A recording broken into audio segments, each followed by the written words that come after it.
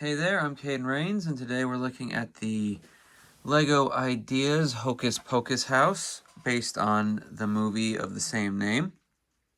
This isn't a modular, although I'll be treating it kind of like one when I finally get to set it up in the city, well, the neighborhood section.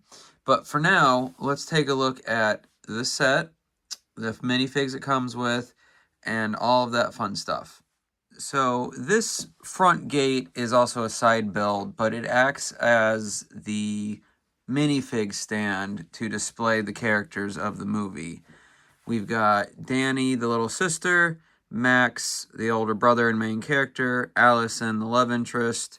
Then we've got Winifred, Mary, and Sarah, the Sanderson sisters. And all three sisters and all three mortals, I guess, are pretty well done. You actually get some leg printing that I know I've complained about, but both of the teens get it. The little sister Danny doesn't, but she still has a unique torso, and she's got those mid legs, which don't get as much unique printing as the regular legs. The sisters all use the dress legs, or torso, whatever you want to call it. It's not torso, but instead of minifig legs, they've got that dress piece. And all three of them do a good job of mimicking well, there goes one of them. Mimicking their looks from the movie. They also have a lot of unique pieces. So, well, yeah, unique prints, and then the hair for Winifred and Mary are both unique. Sarah's isn't. Similar, well, not necessarily similar. They got unique prints on our teens and preteen girl, but I don't think any of the pieces are unique for them. They also included Binks, the cat. He's there. Good. I mean, he was just a black cat, so there's not much unique about him besides his eye color, probably. But as you can see, this gate swivels so you can display it at an angle, make it look a little more interesting than just having it straight on. So when I have it in my setup, I probably won't really use the gate for now, although eventually I'll break it down to a degree and include its parts like the tree and whatnot along with the rest of the house. But that's in the future.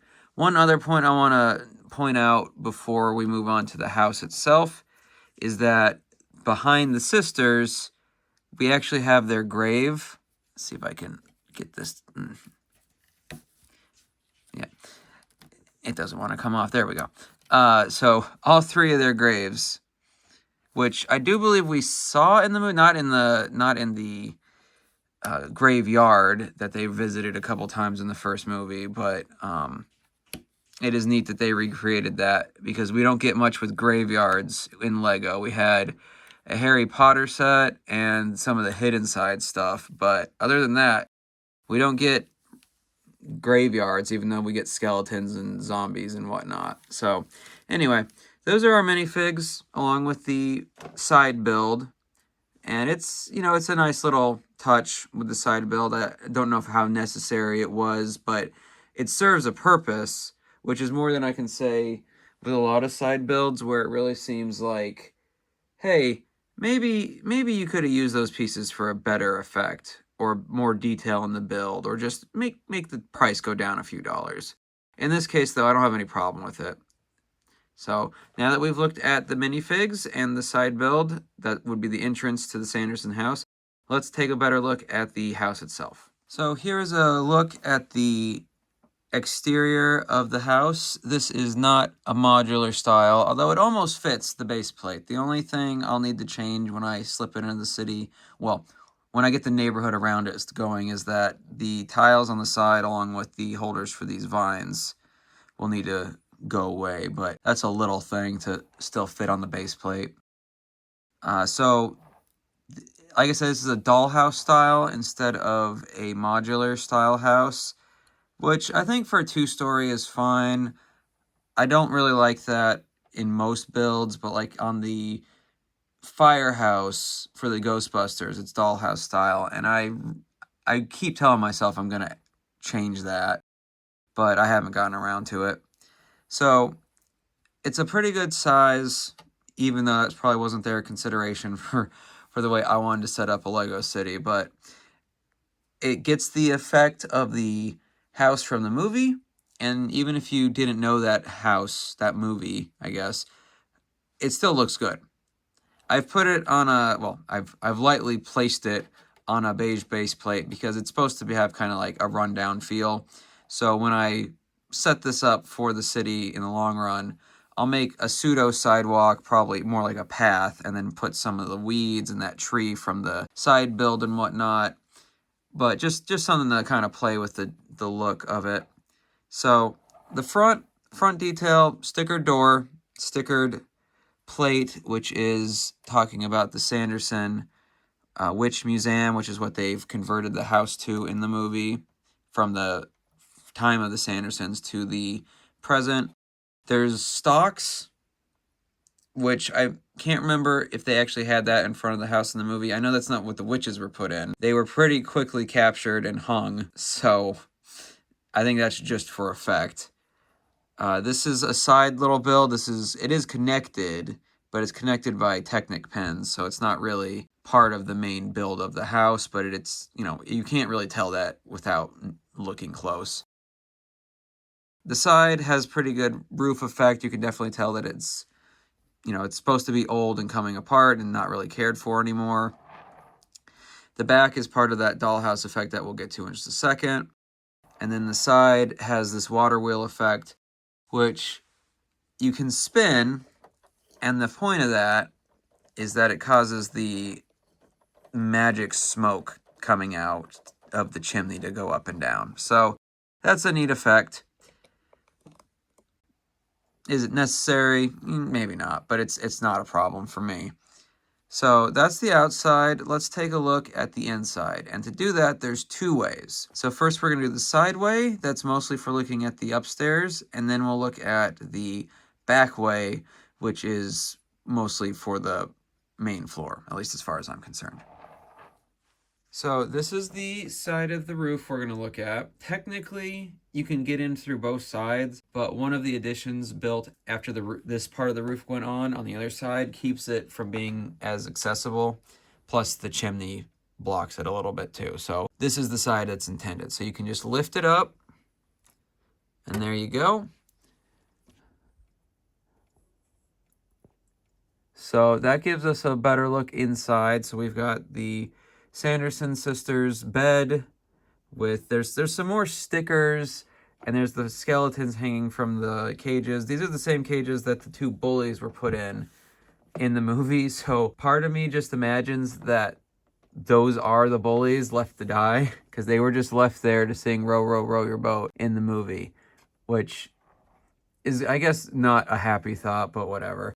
This is also where they stick an Easter egg, I guess. Come on. Darn studs doing what they're made to do. But this is where the mop, broom, and this is the vacuum bill that the witches use to fly after their brooms are stolen by miscreant children in the movie. So that's a cute little nod. You can see some of the first floor that we'll get to in a minute, but there's also this little chandelier that uses a steering wheel from a boat, which is pretty neat. And it's just, it's a neat little look. I don't know if I'd call this really playable because it is narrow in general. I mean, this is my hand, and while my hand is bigger than a child's, this isn't really a set meant for the kids. This is most ideas set, I feel, are aimed at a higher age demographic. I know that there's been some that doesn't apply to, but on the whole, I feel like that's the case. So that's the top look. Like I said, you can technically open the other side, but if we look over here, okay, between the top of the chimney and this build here, you'd actually have to take parts of it off every time you wanted to open that side, and it's not like there's that much better of a view, or any better of a view. So we're not going to do that. So now that we've looked at the top, let's look at the back and how that opens up. All right, so here's the back view. As before, But it has these little like handholds, I guess, that you can just pull apart. And for some extra light, I'll keep the roof up. But this gets us a look at the interior, which has been made into more of a, well, it's a museum slash gift shop, especially in the second movie. But we're not, this doesn't have as much from the second movie in it. So, but as far as the gift shop, it's got good effects. Here's the cauldron, which if you see this bit here, you can push, and yes, it lights up. There's the black flame candle, which is a unique print. The sign for it is just a sticker, so I'm not going to look at that too much, but I'm just focused. I'll try. There we go. It's got the 3 witches, black flame, etc. What you'd expect from a black flame candle, basically. It doesn't actually make sense for this stanchion to be here, but whatever. The stairs to the upstairs, which is actually built on a ladder, so that's cute, I guess. If you look in the back there, there's the checkout section. The book is on display. Unfortunately, the book, well, it's not unique pieces. It's a sticker on the front and back. So that's a little disappointing, but whatever. The inside piece, though, is a unique print. So there's something, at least. That's the cat transformation spell that they use on Binks. So at least that's something. I would have preferred a printed book, but alas, life is suffering. And the fact that I can say that shows you how little suffering I've actually had to do. At least when it comes to material goods. When it comes to being hit by cars and such, I can actually talk on that matter. There is a mechanism here that connects to the water wheel and smoke, but it's not really meant to be played with from this side. It's meant to be played with from the water wheel side.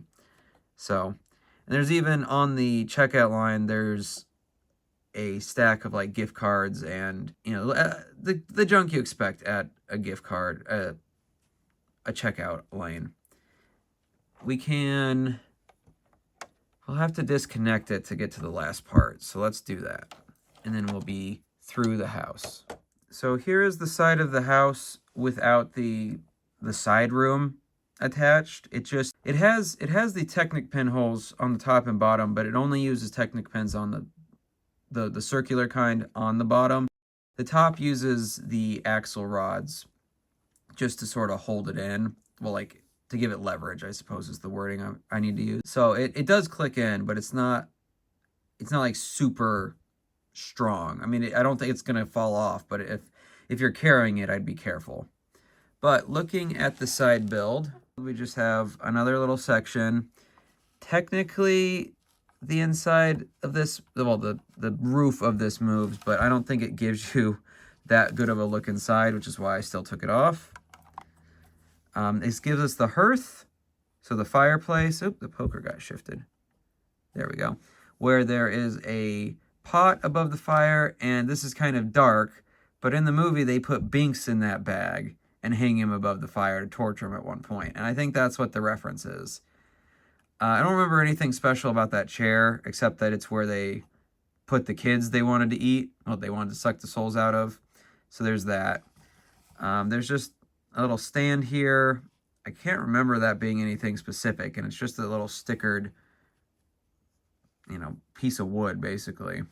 On the other side, though, I don't think the second movie was out at this point, but if it was, good for it, I guess. But that's the hourglass, and now this has shown up in other sets, especially like the Dream sets, but in the second movie, the hourglass played a point as to get one of those side characters to force him to do stuff. So anyway, it's just a nice little addition. It's not a waste of space or anything. I mean, I guess it could be bigger, and by bigger, I mean longer, so that it came up closer to the front of the building. But then it would be interacting with the checkout section of the gift shop, and I guess that plays more of a role visually. Oop, there goes my dumb camera. And I guess that plays more of a role visually. So I get it. I'm not complaining about that. But anyway, that's the house and its minifigs. Again, it's not modular like a lot of the other things we've been doing, but it's nice, and it will fit on a base plate more or less. Again, I'll be getting rid of some of the decoration on this side. I'd like to say it would fit completely, but if I move it over one stud, then the water wheel will go over, and I'd rather not modify that. So getting rid of a little decoration that's probably going to be up against another wall that and won't be seen anyway, for my needs, that's fine. So now that we've looked at the set, let's go put it into the neighborhood section of our Lego City and see how it looks. So here is the neighborhood section of the city I'm building. It is catty corner to the one we've been focusing on up to this point. And this corner is going to be the Asian area, which is mostly Ninjago, but with some Monkey Kid sets that I've got ready. Right now, there's just some robots and miscellaneous junk over there. But right now, the neighborhood is just the Sanderson house, this model house, which is a real set from the early 2000s, early 2010s, I don't remember. But it was literally like just the facade of a house. Like it had four sides, but there was nothing in it. So I did a full modularization of it. And I plan to do a video of all my mocks and creations and modifications and whatnot at some point. But for now, just glimpse. I also took not Simpsons house, the Flintstones house, and made it a full house. I mean, it's still not, like, doesn't have everything a house should have, but it looks better, IMO, than just being the front side. So there's that. I plan to have a park-esque area in between a U shape of houses, which will go along here and then in this section. But for now, here's our first new addition, which is the Sanderson house we just went over. I may play with this placement, but I always kind of imagined the spookier / rundown parts of the neighborhood being on this end of the table, which includes the next build, which I hopefully will have pretty soon for you. But it's finally getting a little bit of a house, more houses set up. So I'm hoping in the next couple of videos we will have the neighborhood section looking a lot more full. Some of those houses are going to include Lego originals, like some of the Friends, I guess you could call them townhouses, even though I don't think that's what they were intended to be, but it's what they're going to be. I've also got Emmett's house from the second Lego movie, Gru's house, the Up house, and in the center, in the park, I've got the treehouse build. So that's going to be right in the center of it all. But I'll probably try to fill out a bit more of this corner before I get to the treehouse and then start working on this side.